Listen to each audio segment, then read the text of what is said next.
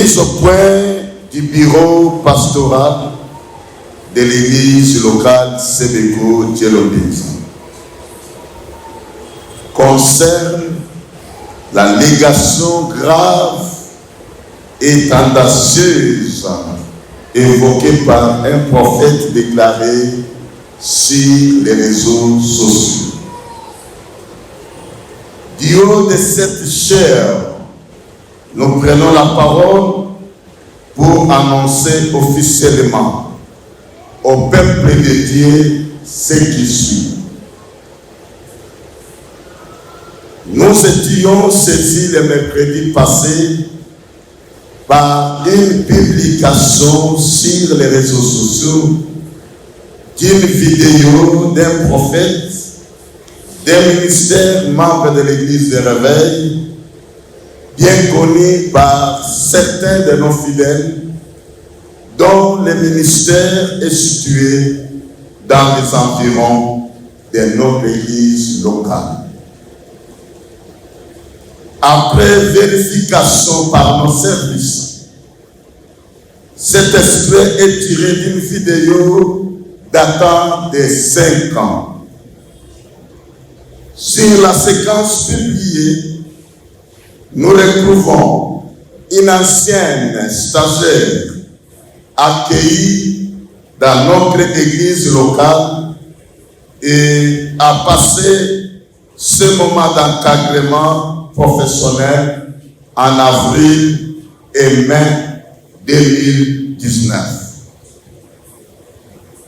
À notre connaissance, la stagiaire avait terminé ce moment de bénédiction et de grâce dans notre église locale sans difficulté ni problème porté à notre hiérarchie par elle-même ni par les responsables de son église qui l'avaient recommandé.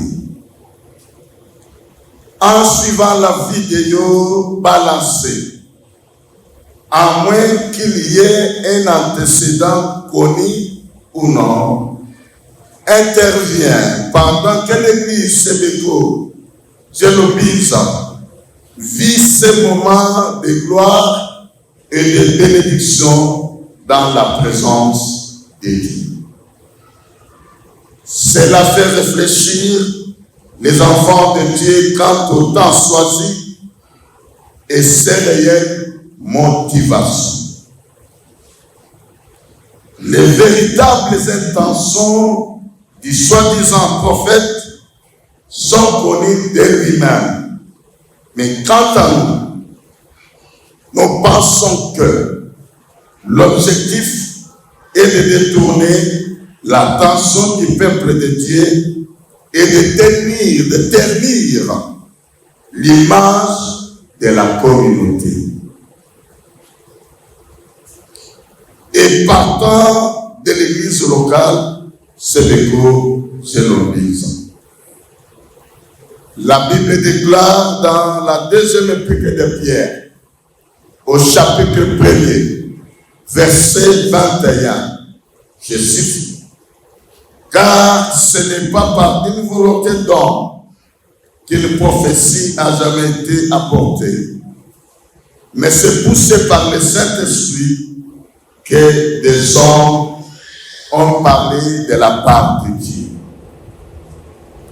La prophétie donc a le rôle de consoler, d'édifier et d'exhorter, mais celle-ci a été rendue sans éthique et déontologie pastorale. La Bible nous met en garde contre les faux prophètes, Matthieu chapitre 7, verset 15, et encourage à tester les esprits. Première épître de Jean, chapitre 4, verset 1er.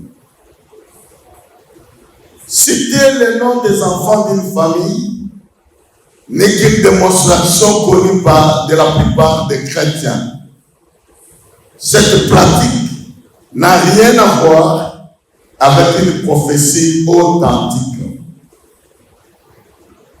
Selon Matthieu, au chapitre 24e, le verset 7e, et au chapitre 10e, le verset 21, dans les derniers jours, il y aura des troubles. Une nation s'élèvera contre une autre, un royaume contre un autre, et à nous de paraphraser, une église contre une autre. Cela annonce ainsi les temps de conflit à tous les niveaux. Les activités évangéliques que mène notre Église font peur au diable, à ses acolytes, ainsi qu'à certaines personnes recrutées pour faire mal à l'Église de Dieu. Nous exhortons donc le peuple de Dieu que vous êtes de rester fidèles à Jésus, maître de l'Église, jusqu'à la fin du combat, à ne pas céder à la distraction et surtout à ne pas adopter une attitude de méfiance, de colère, ni de vengeance, mais plutôt d'amour et de pardon, comme nous le recommande le Seigneur Jésus-Christ dans de pareilles circonstances. Jésus dit dans Jean chapitre 16, verset 43, je cite, « Je vous ai dit ces choses, afin que vous ayez la paix en moi.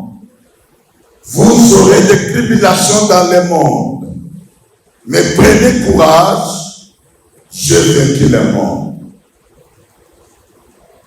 Du reste, la cellule juridique de notre communauté s'en occupe déjà, car cette publication a porté atteinte à l'Église tout entière.